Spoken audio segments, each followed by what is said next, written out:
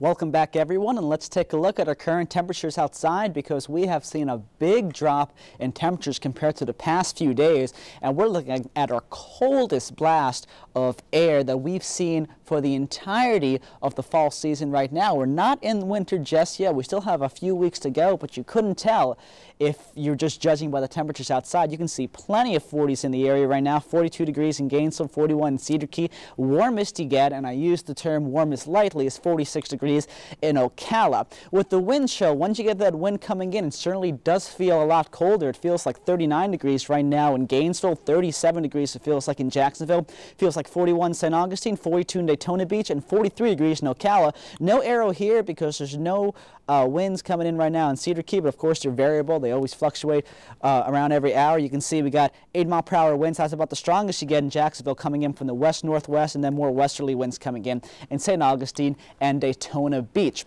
Because of these very cold temperatures, we're looking at a hard freeze warning in effect for the entirety of our viewing area. And just to take a look at how cold it is, you can see freeze watches in effect through all of central and close to South Florida, and also some freeze watches right at the tip to the north of the Florida Keys. Now, of course, with the terminology, you can see hard freeze warning is definitely a lot more severe than a freeze warning.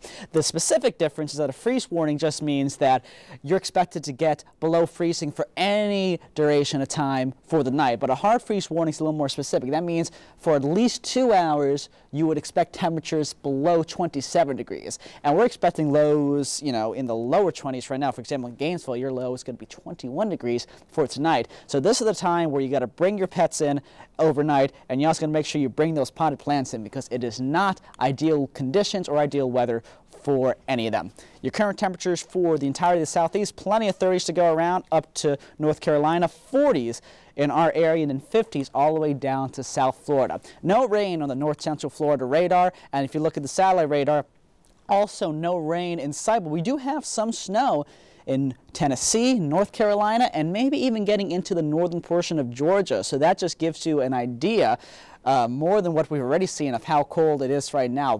Big blast of cold air, and we're going to continue to see that tomorrow.